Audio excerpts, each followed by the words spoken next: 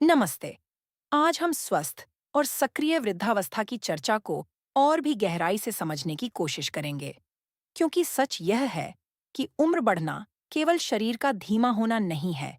यह एक जटिल जैविक प्रक्रिया है, जिसमें हमारी कोशिकाएं, हार्मोन, प्रतिरक्षा प्रणाली, मस्तिष्क, मेटाबॉलिज्म और यहाँ तक कि हमारे जीन भी शामिल होते हैं। और सबसे महत्वपूर्ण बात, इस पूरी प्रक्रिया पर हमारा प्रभाव संभव है। सबसे पहले एक बेहद महत्वपूर्ण वैज्ञानिक अवधारणा समझते हैं, सेलुलर एजिंग, यानी कोशिकीय स्तर पर बुढ़ापा। हमारे शरीर की हर कोशिका सीमित बार विभाजित होती है। समय के साथ कोशिकाओं के सिरों पर मौजूद संरचनाएं, जिन्हें टेलोमियर कहा जाता है, छोटी होती जाती हैं।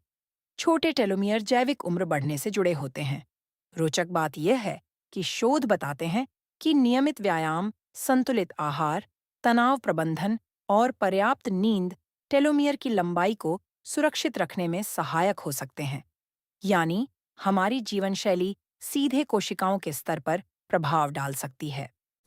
अब बात करते हैं इंसुलिन संवेदनशीलता की। उम्र के साथ शरीर की कोशिकाएं इंसुलिन के प्रति कम संवेदनशील हो सकती हैं, जिससे रक्त शर्करा का स्तर बढ़ सकता है। यह केवल मधुमेह का प्रश्न नहीं है। उच्च रक्त शर्करा रक्त वाहिकाओं, नसों और मस्तिष्क को भी प्रभावित कर सकती है। इसलिए संतुलित कार्बोहाइड्रेट का सेवन, जैसे साबुत अनाज, ओट्स, ब्राउन राइस, दालें और नियमित शारीरिक गतिविधि अत्यंत आवश्यक है। भोजन में अत्यधिक परिष्कृत चीनी और मीठे पेय पदार्थों से दूरी रखना दीर्घकालिक स्वास्थ्य के लिए निर्णायक हो सकता है। एक और पहलू है हार्मोनल परिवर्तन। उम्र बढ़ने के साथ पुरुषों में टेस्टोस्टेरोन और महिलाओं में एस्ट्रोजन का स्तर घटता है। ये हार्मोन केवल प्रजनन से संबंधित नहीं है, बल्कि मांसपेशियों, हड्डियों, ऊर्जा स्तर और मनोदशा को भी प्रभावित करते हैं।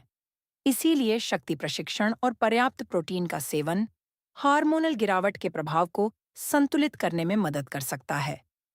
अब एक ऐसी बात जो अक्सर लोग नहीं जानते, मांसपेशियां एक मेटाबॉलिक ऑर्गन की तरह काम करती हैं। जब आपकी मांसपेशियां मजबूत होती हैं, तो वे रक्त से ग्लूकोज को बेहतर तरीके से उपयोग करती हैं, जिससे मधुमेह और मोटापे का जोखिम घटता है।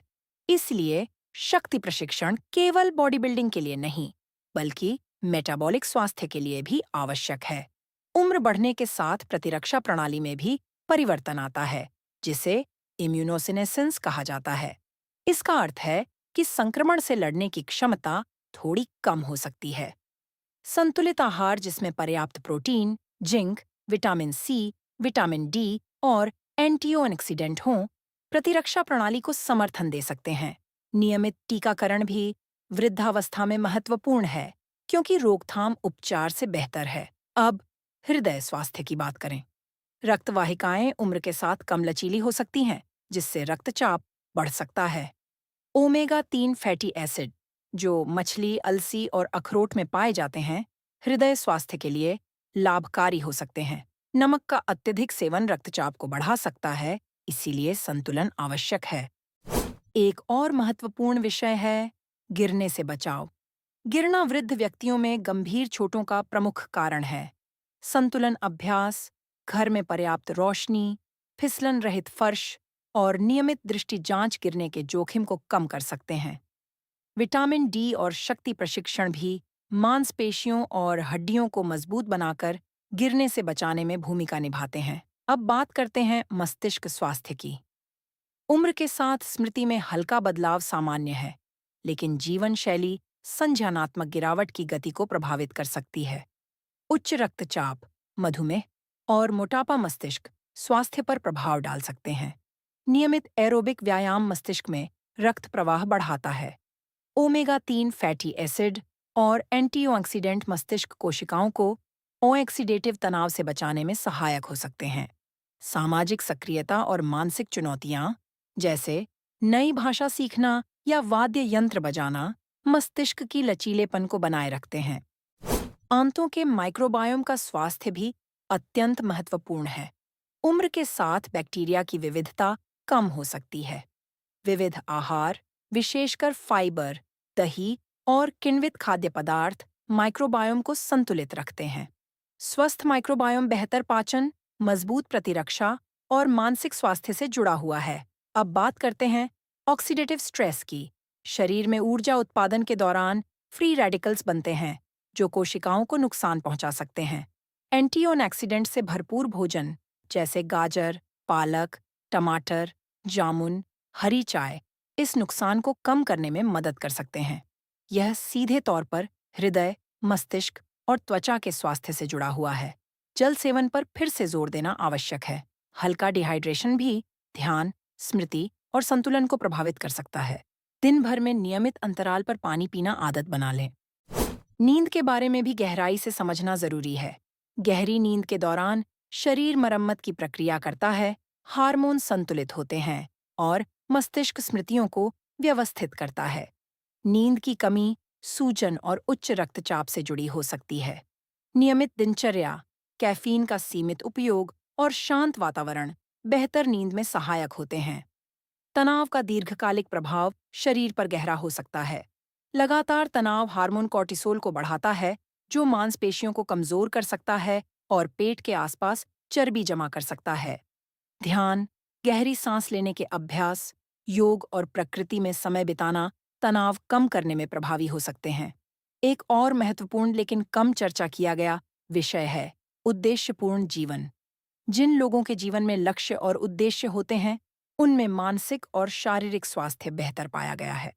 चाहे वह परिवार की देखभाल हो, सामाजिक सेवा हो, कला हो या कोई शौक, उद्देश्य जीवन को दिशा देता है और मानसिक स्वास्थ्य को सुदृढ़ करता है। दंत स्वास्थ्य भी वृद्धावस्था में महत्वपूर्ण है।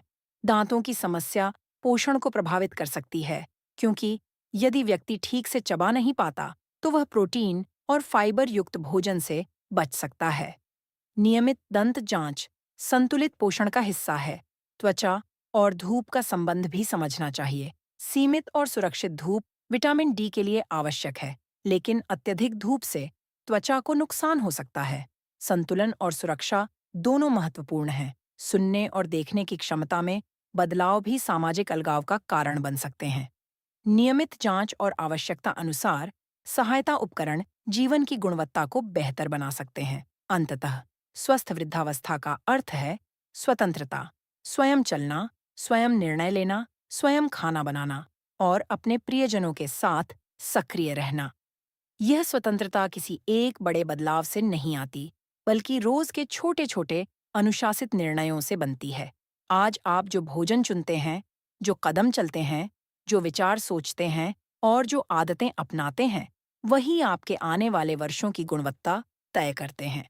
उम्र बढ़ना एक प्राकृतिक सत्य है, लेकिन कैसे बढ़ना है, यह काफी हद तक हमारे हाथ में है। धन्यवाद। स्वस्थ रहें, सक्रिय रहें, सीखते रहें और जीवन के हर चरण को सम्मान और ऊर्जा के साथ जिएं।